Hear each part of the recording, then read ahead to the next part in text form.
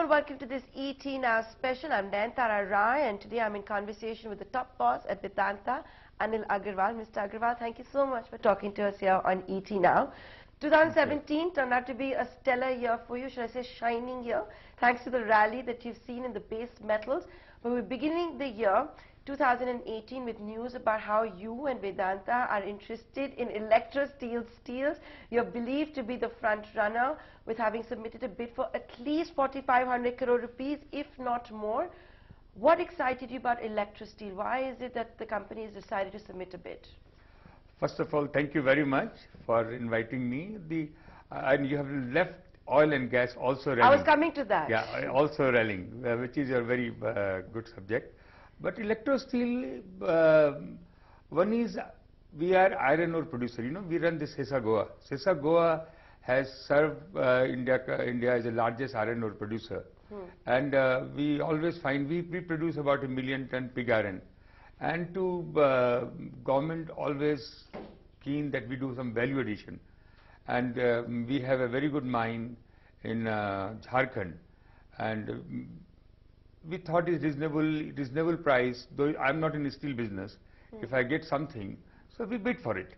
I have no idea whether I'm going to win it or not, but after Mumma ki shakkar. But will you have to add shakkar to the deal? There have been reports that you may have to put a sweetener. Is that correct or incorrect? Can that even work in this process? No, we cannot put anything else. What we put? We have put very generous offer. What would that be? Can you share with us? I'm not allowed to share, but what you said, the range can be a little bit more. It can be more than 4,500 crore Yes. rupees. Mr. Agarwal, when are they opening the bids? Is that why you're here? No. It's not even a 0.1% of our business. Right. Would it mark the foray of Vedanta into steel? Are you looking at entering the steel business? I will be looking only iron ore, not steel.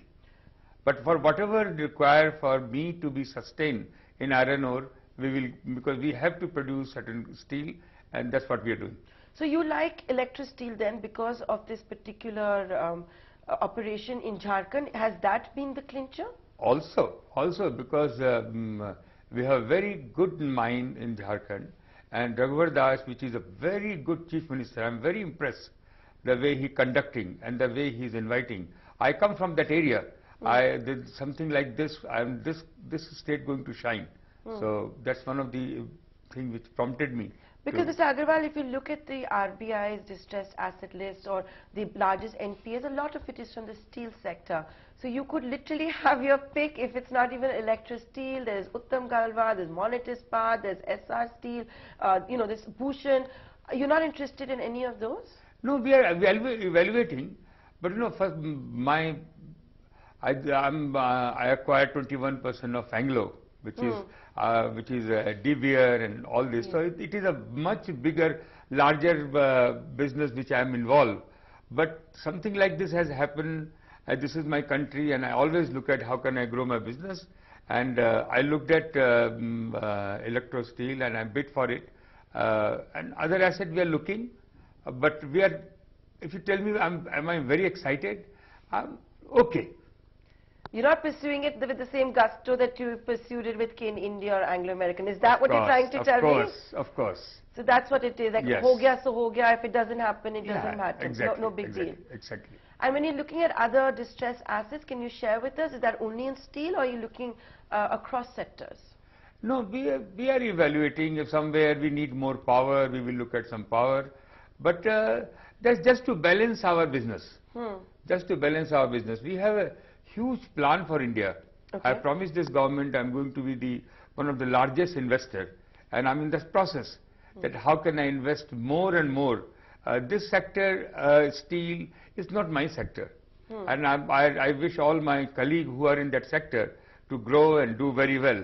But in my sector, which is aluminium, copper, zinc, iron ore, oil and gas, I'm very excited. But it's a natural progression, but you're not interested. Yes. But you're not interested in this natural progression. No, natural. As I bid for electro steel. So and I'll be looking, So you want more than the mine, you do want to enter the steel business. Yes. So will you look at global acquisitions of steel companies? No. I don't have that specialty. Okay. You mentioned all the base metals that you're in, and I began that interview by saying how all the base metals are shining. For example, look at zinc. The prices are at a 10-year high. Are you reworking your plans to capitalize on this kind of a rally? What does it mean for a company like Vedanta? This will put India into the top position because we'll be producing. India never used to produce zinc. We were always huge importer of zinc.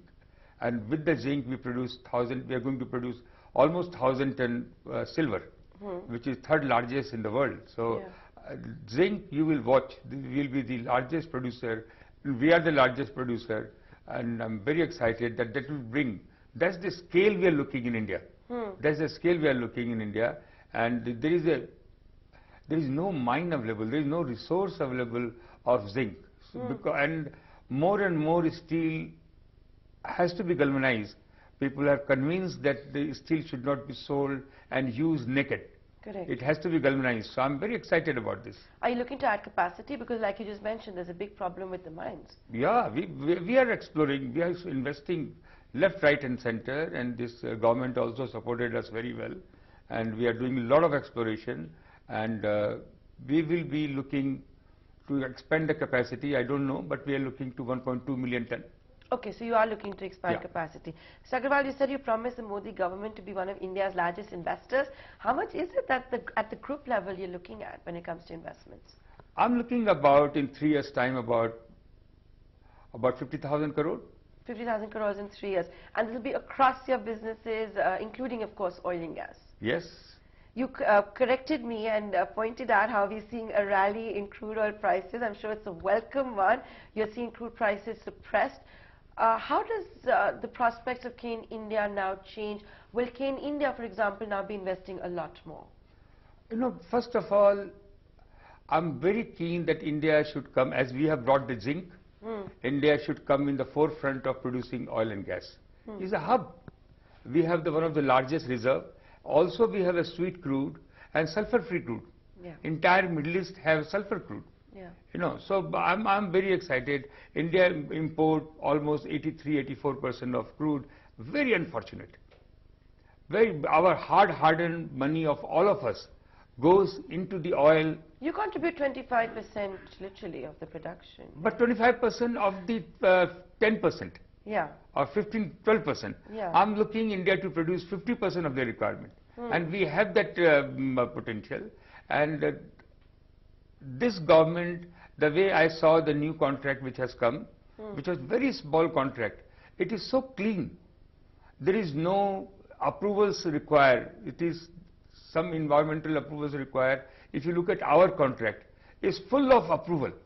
Our 80% time goes into approvals. So I'm very happy that this government, as they are looking to ease of doing business, I saw this morning that they are coming out with an open acreage policy, which I think 24 years ahead of that. Yeah, very, very nice. And my biggest thing is still the foreign companies are not looking India. Last bid also I found. So we have to do a lot of work. And Cain India, we have been saying 80% of the revenue. This is the sector where the biggest revenue spinner will be the oil and gas area, because 80% goes to the government. Yeah. So simplifying, like we are looking, they have extended in the policy that they will get 10 years extended, but they are saying that the increase 10% royalty, and we say the contract, original contract says that it will be done on same basis. Correct. So we are this small thing, government should not be revenue minded. But government should be more production minded. You have challenged that. Yeah, of course we have to do that. It's a democratic country, we have to do that. But I'm saying in general, we have to be very simple.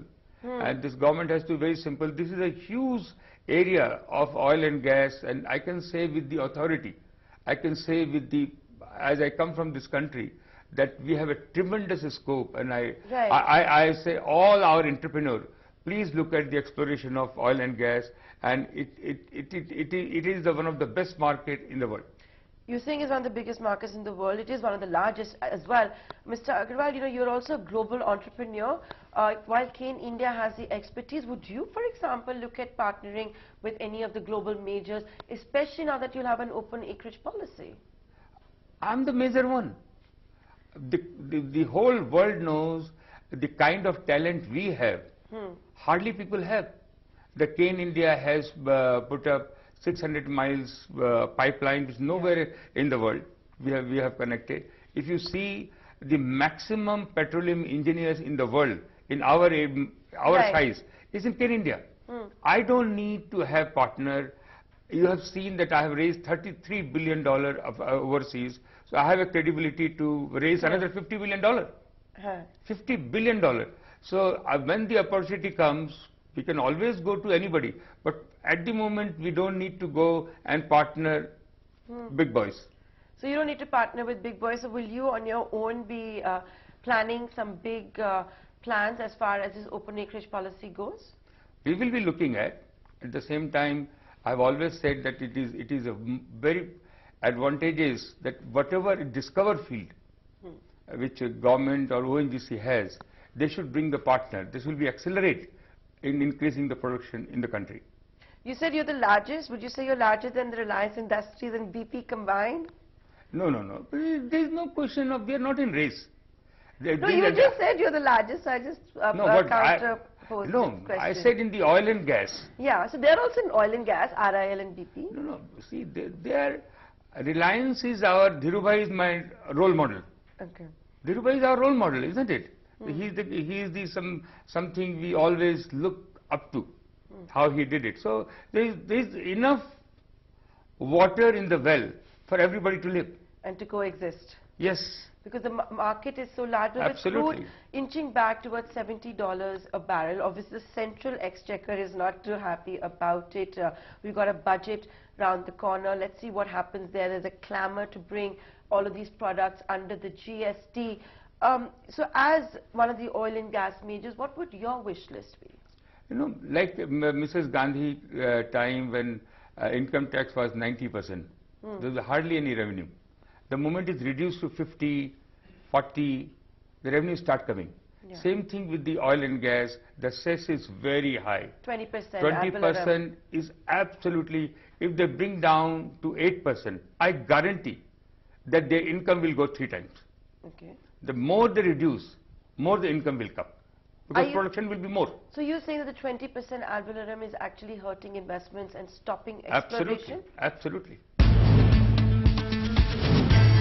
We've talked about zinc, but you're in a lot of other base metals as well, and you're enjoying a strong rally. Does that mean you're looking to increase capacity across businesses, across all the metals?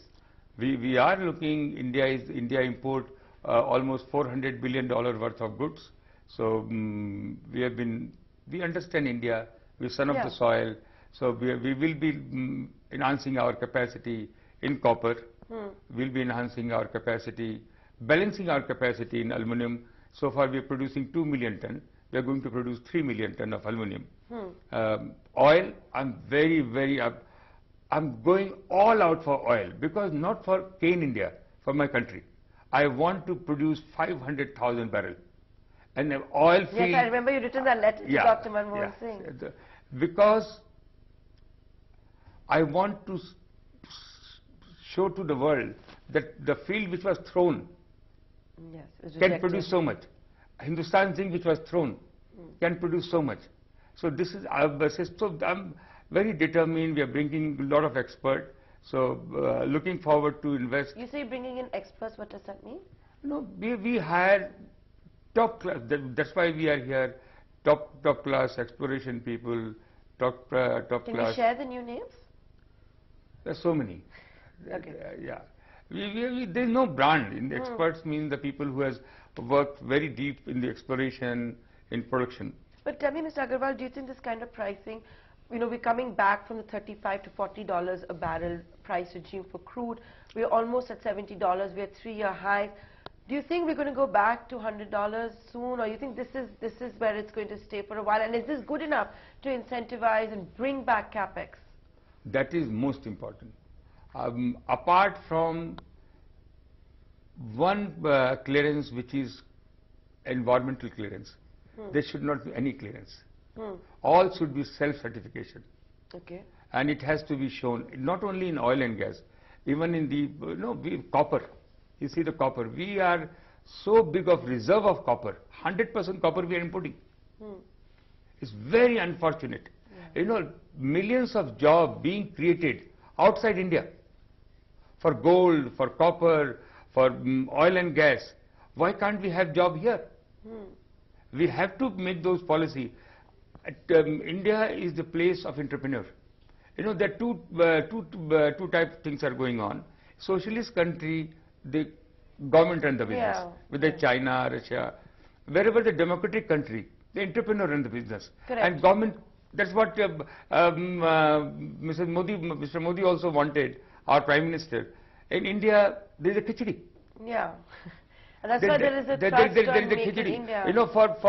For Indian business people, if they have to go to the government, they take government company along with them. Because they are not comfortable. Either the government is not comfortable or we are not comfortable to say our view. It is very important that chemistry has to be there because this country will grow with the private investment. Right. And that is what has been the missing link along with earnings when we talk about the Indian economy, with NPS being a black hole as well. Mr. Agarwal, what I was trying to get at was that do you think crude prices will stay around $70 or do you think they'll go back? There's a lot of conspiracy theories. No, it will move between 60 and 80. That's what I hear. Okay. It will move between 60 and 80. 60 and 80. And what about base metals? You've seen, for example, zinc prices at 10-year highs. What are you as, the big boss at Vedanta penciling in? Is the kind of rally you're seeing in base metals, is it sustainable? It is sustainable. I still feel 10% more price will increase. In zinc? In zinc, in copper, in aluminum. But it is very important for India to produce these metal in India. To eradicate poverty, to create job. The maximum job, this is all below the earth. Yeah. Agriculture is one. But Mother Earth has, the natural resources which we must use for our own advantage. With a sustainable manner. Correct. Obviously. You pioneered that, Mr. Agarwal. You also give an example about, look how you saw a block thrown away by Shell, how you have to, Cain India has turned that around. Of course, I'm talking about the Rajasthan field.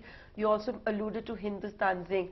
I'm sure you're tired of answering this question, but I have to ask you, where do all the talks for the residual stake still go when it comes to Hindustan Zinc and Balco? That's what I'm saying. The government has to be comfortable with the private people. And that I know this is in Supreme Court, but whether it is Supreme Court, whether it is Supreme Court, it is a question of the country will grow with the private, with the entrepreneur, with the private company. And to resolve what we have issues, we have to go to the government, and government has to be comfortable. We find that the access to the government, public sectors are there. Yeah. Public sector very good access. I'm saying in general. So this 25% ball is not in my court. Whenever government decide, we will come forward. Because you have made offers in the past. Yes. And you have publicized what those offers were. So no negotiations on right now? No. No. And they are not interested right now either? No, but we have met the officials and they have said is the appropriate time they will look into. Last year you also rewarded all the shareholders with a handsome dividend, with the government also getting a record dividend. Something in the works this time around, especially when you got zinc at 10-year highs?